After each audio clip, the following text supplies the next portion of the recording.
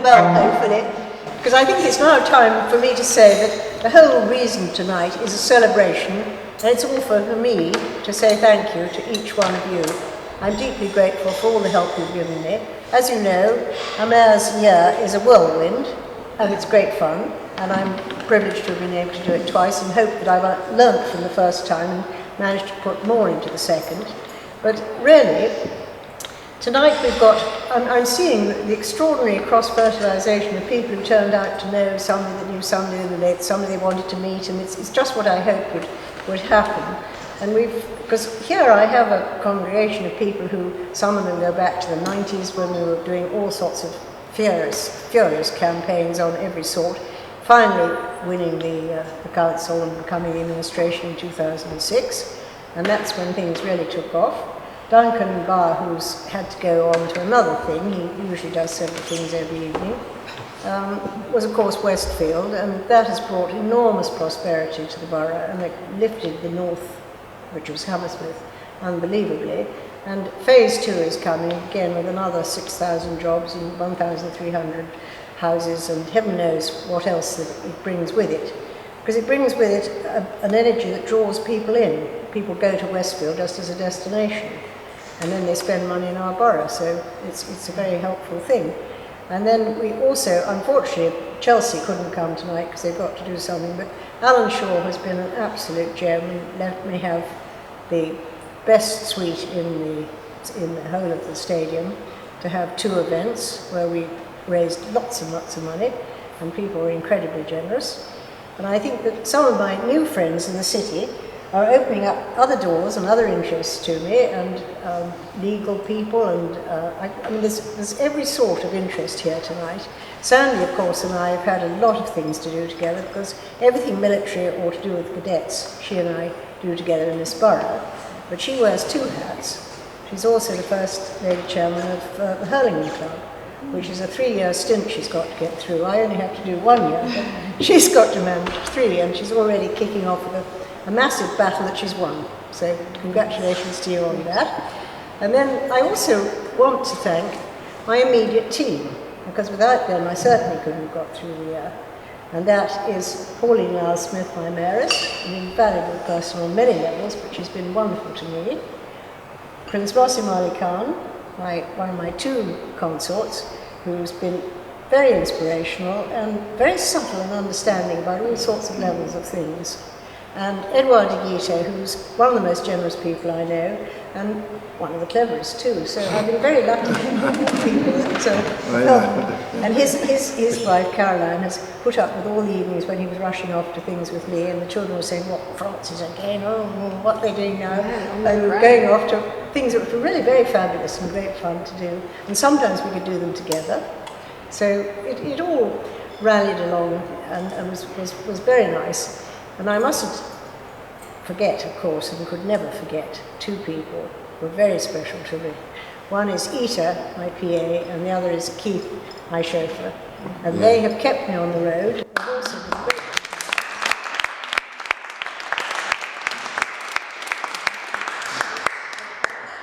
There we are, Ita. Thanks.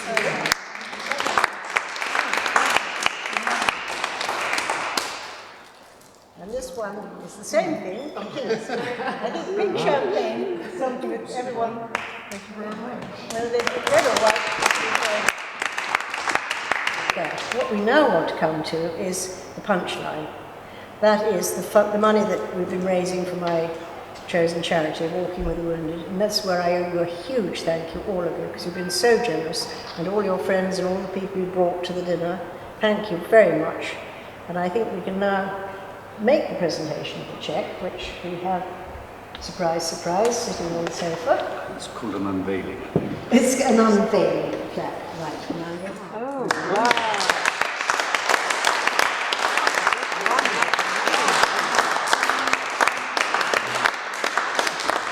I'd love to say just a few words. Francis rang us up 3 years ago, and it started by, "You don't know who I am, but..." The big but sort of came in, and I think she mentioned the word in her talk, the whirlwind. Oh my God, it's a whirlwind. And you all know Francis. well, I didn't know her from Adam, but she said but, and then threw it at us. In 2012, she, through her network and through her loyal supporters, delivered 51,000. 2014, her second mayoral year, 52,000. Quite extraordinary. £100,000 to support wounded servicemen. And really, I have to thank you guys, because yes, we've got the whirlwind here sitting on my left-hand side, but actually, it's you guys that have absolutely delivered, particularly to her close-in team. Prince Mohsin, thank you very much indeed. Edouard, Pauline, brilliant. To Ita and to Keith, thank you very much indeed for supporting us. And to all of you guys, because you've been to all of the events and actually dug very deep. So I have to thank you very much. Just a quick snapshot on the military charity sector. It's looking really exciting now. Everybody is starting to work together to deliver a central solution at last, which is really, really wonderful. The new charities are encouraging the old charities. The old charities have got some really good programs, and we're now starting to support those properly. And just Walking the Wounded, a couple of areas that we're really interested in is we've got an initiative where we're dealing with homeless servicemen, where they've collapsed, they've fallen out of society, and we're trying to put them back on their feet because they were good guys once. We're trying to identify those that are about to collapse. And one of the areas that we think we're going to pick them up is the criminal justice system. So I picked up a cheque for 70,000 quid 2 days ago to deliver a programme in the east of England, which is early intervention in police custody. It's grabbing them before they start to be criminals and saying, come on guys, you were good guys once. Let's give you the support to put you back on your feet. You're wobbling. Let's stop your wobbling and refocus you. And the biggest issue that I have across the board is mental health. We're sending these young men out to fight for us, and some die. It's a fact of life. Some get injured, but there's a whole raft of hidden wounds. And they're coming back and they're in our communities now, having left the army. And they don't know they're at risk. And there are going to be a number of people that start to wobble. And so my focus is to try and get those guys, to let them know that they're at risk and that they need to stick their hands up when they start to wobble. They're a really proud bunch of guys and they're not used to asking for help. But I need to break down those boundaries. And if we can grab them before they collapse, it's such a cheap solution. Such a cheap solution. Rather than picking up a guy that's been in prison because he did a GBH, because somebody said something. It's just such a waste of money. So your money is really, really important to stop lives collapsing. I have to go back to Frances. She has been quite phenomenal in her engagement with us and what she's delivered for us, and I thank you so much. It's been brilliant. Oh, thanks.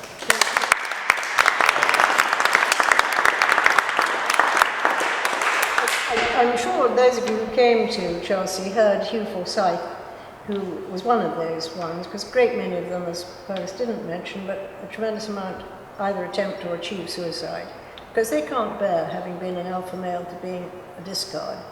And he was one of those. And because he'd had post-traumatic stress, we didn't tell him that he was going to speak, and it was a bit of a risk. We decided the person who was going to speak couldn't come. So we popped him on the stage and said, just tell people what happened to you. So he got up there and said, well, I've never spoken before, but you know, they want to know what happened to me. And he told the story. Those of you who were there remember. He tried suicide, he didn't succeed, thank goodness. But he'd lost everything, including his wife and his job and his self-respect, and nothing to do but look out of the bedroom window. And it was thanks to Fergus and his team. He's now got a job, got a life, and in fact is even married, and is as happy as can be, and is saying, you know, I didn't realize I could do it. He thought he was finished. And these guys say, no, you're not finished. That's why you take them to the South Pole and they do things that no ordinary human being would even think of trying to do. And when they've achieved that, they believe in themselves again. So I think we want to have a toast. Now, what should we believe? Should we have it to self-belief, or should we have it to jobs for... I think it's to everybody who's helped these guys get back on the road, and who is now helping many they don't even know about, because we've got a whole team getting jobs. The centres where people are picking up these soldiers and finding jobs for them, and they make brilliant employees because backs to the wall, been taught discipline, absolutely ready to learn and do exactly what they're told, which is quite unusual, but as a soldier that's just what you do. So far they've been successful, even though there is a get-out clause that if something terrible happened, you'd take them back and relieve the employer of the embarrassment if it happened, but I don't think it's happened yet, has it? So should we drink to jobs and a new life for those who are going to lose theirs? Jobs and a new life.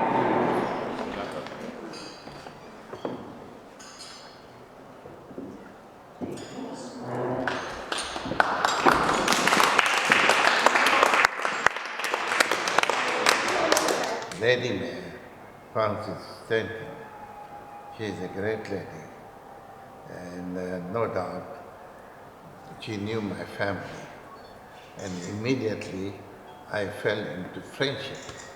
I said, well, she knows my family, and it's better to have a good friends. And that's how we came to know each other. And equally, I'm grateful to all my friends, each and everyone who is here, each and everyone. I cannot express or name those people. Either can be she or can be she. So we can't do things alone. We need, the togetherness. We need a team. And we can't stand all the time on one leg. So God bless you, and may God keep our unity and the spirit of generosity and the spirit of forgiveness, so we can solve our problem at the national and international level. Thank you very much.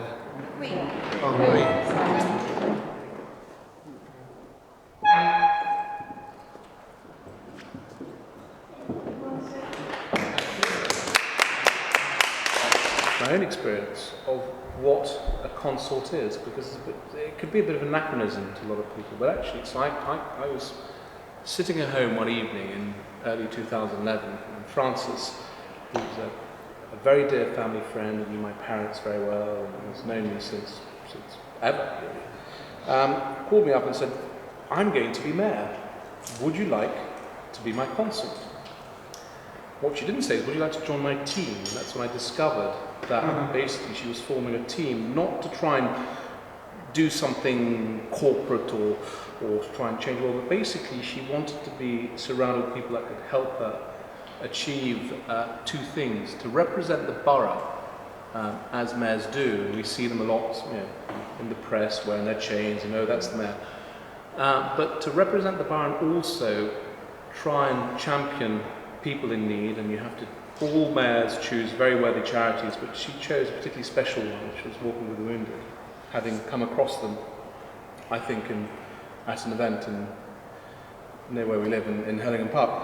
And I had no idea what I was getting into, but the first thing I realised, actually having spoken to Keith and Eton, was that the mayor, in this borough, does between 400 and 600 engagements a year.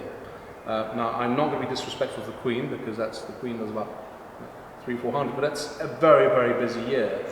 And so following Frances at various events, what I see is the way people's eyes light up when they meet the representative of the borough.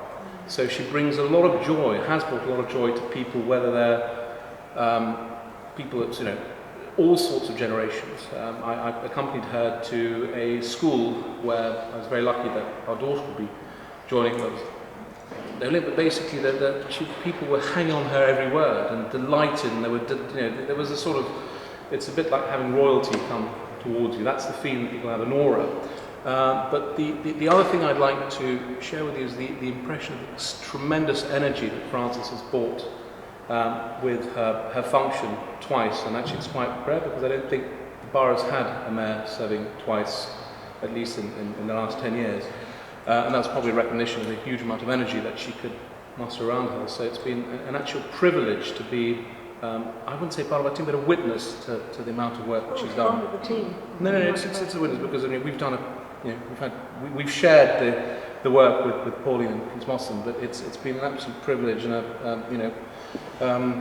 I can only wish that this is something that can carry on in years to come, and it's been a shining example of what service to local government is. So thank you, Frances. Oh, thank you.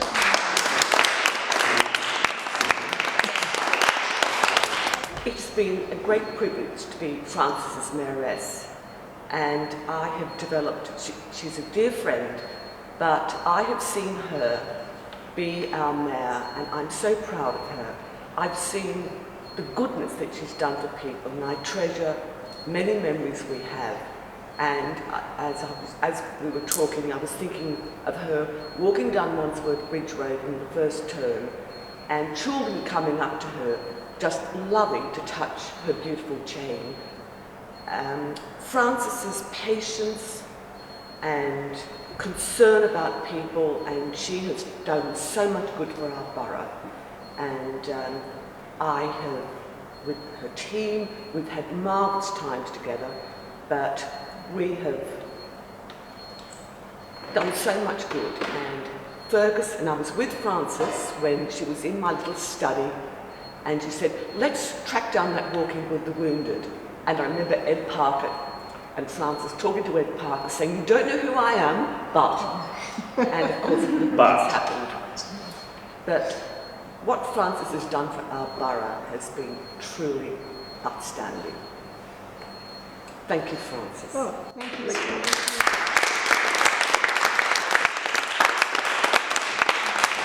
Yes, as Frances said, I'm a chess grandmaster, and I write every day on chess in the Times. And I have, of course, to maintain absolute political neutrality when I write on chess. I can't suddenly say, go and vote UKIP, go and vote Tory, I have to keep completely quiet. So what I'm going to say now is in the spirit of neutrality that I maintain every day in the Times.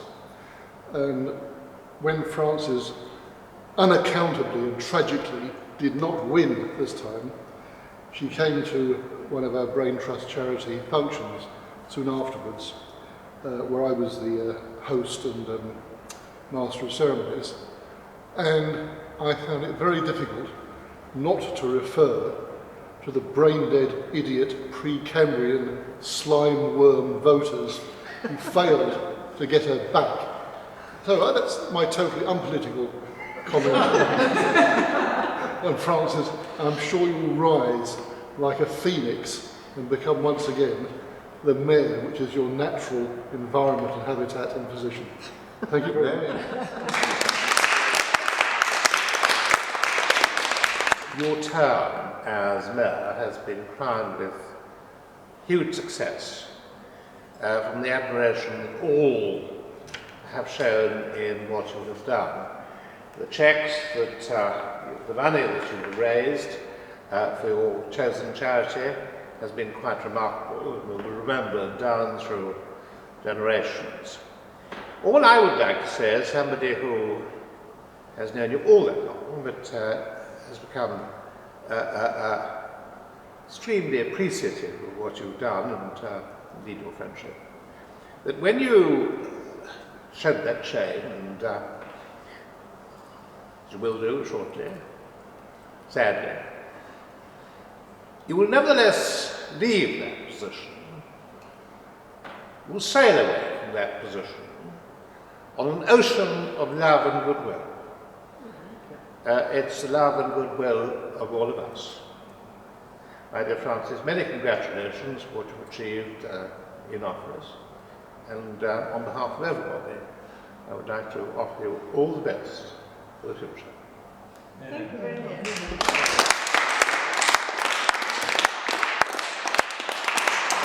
I feel very honoured to be here tonight, and I think Frances has done wonderful things, and I think Hammersmith as a borough is greatly to be admired, and I do hope that, being political for a moment, I do hope that you don't lose all the wonderful things that you've done. So it'll be a case of carrying on. But everyone here tonight, I think, feels very privileged to be among your guests this evening.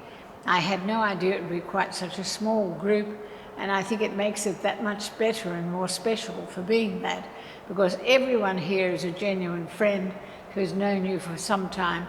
And of course, Pauline being a fellow Australian, that adds to the good things too. And a great friend of yours. Yes, a great friend. Well, she was for many years head of the Sydney University alumni in the UK, and in fact they wouldn't let her go, but eventually she managed to persuade them to do so. But I think she served several more terms than were allowed in the Constitution, because no one could bear to see her go. So I'm sure it's worked very well, and I do think Hammersmith has come a long way in the time that you've been here. And your own seat, of course, you did win. So my daughter told me that. She said, I've checked that out, and she did win her seat. So things come and go in local government, and you'll come back again for sure. So it's good that you're here to carry on in the meantime. And I'm sure I speak for everyone here in thanking you for having us here tonight. It's been a great pleasure.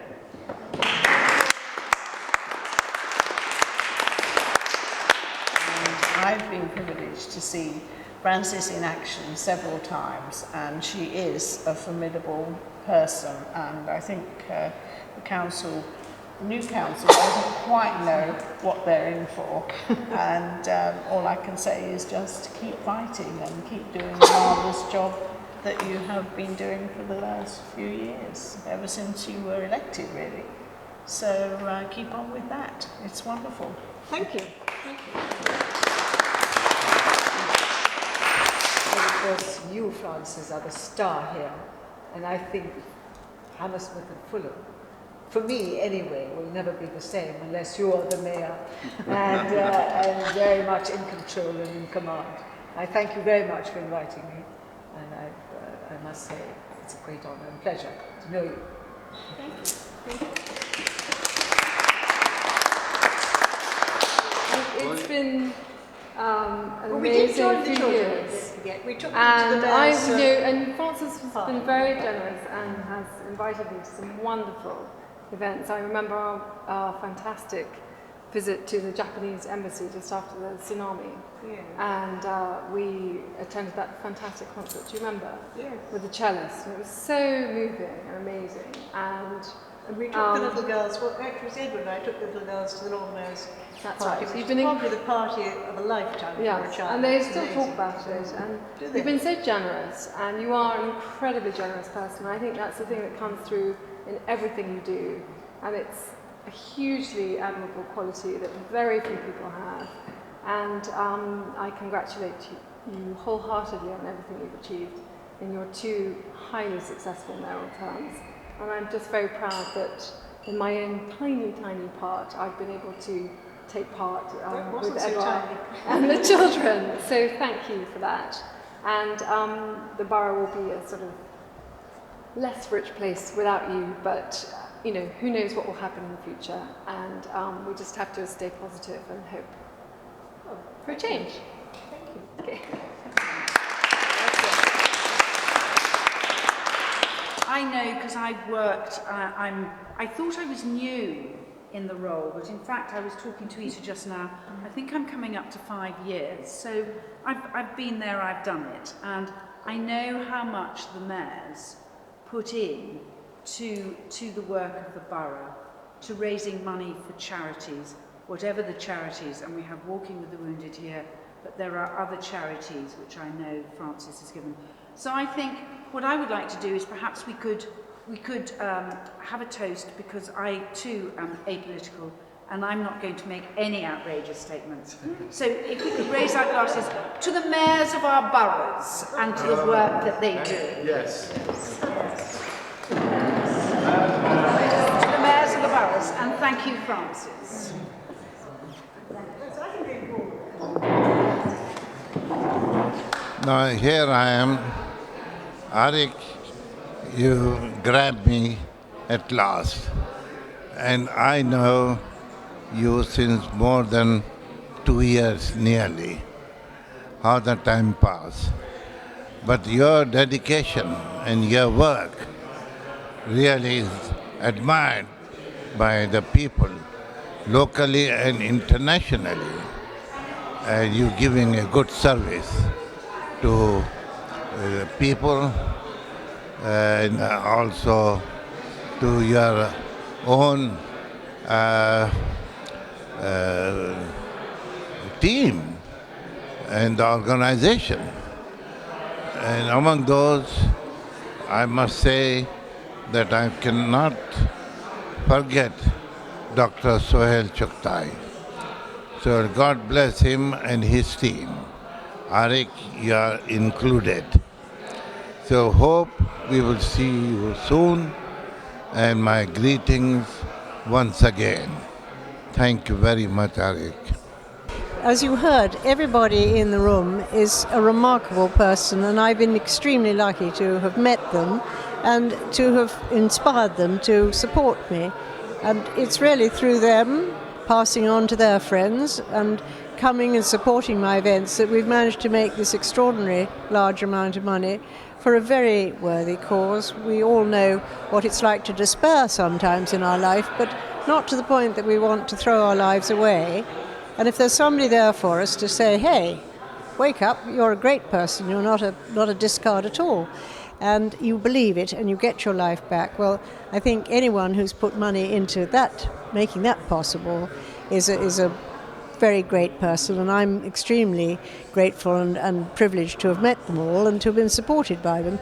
And the year as mayor, of course, as you know, is immensely varied. You go from the top to bottom of society. It might be lunch with the Queen and the Jubilee year, or it might be going to the excluded children who've been not only turned out of school but turned out of the next secluded stage, and they've got really nowhere to go, and everyone's saying to them, if you carry on like this, and they just have frozen, they just resist and they don't want to know about it.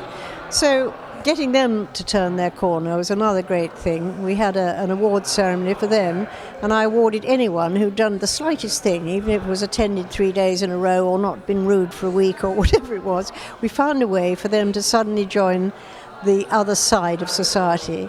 And this shocked them and suddenly made them think, hey, maybe I could join in and maybe I could get back to school. And again, it was a feeling that if you can just trigger off that self-belief in people, wherever they are in society, then you've done some good. So I hope that on many levels I've managed to do that. I've certainly enjoyed every minute of it. And Apex has really become a feature in my life now, because I do feel they have a lovely attitude. They're not trying to spin or twist it or make it political or embarrass everybody or find something awful. They come and they just take a recording of the very evening as it truly is. And that's something unique in television, and I congratulate them on that. And I enjoy seeing their programs myself.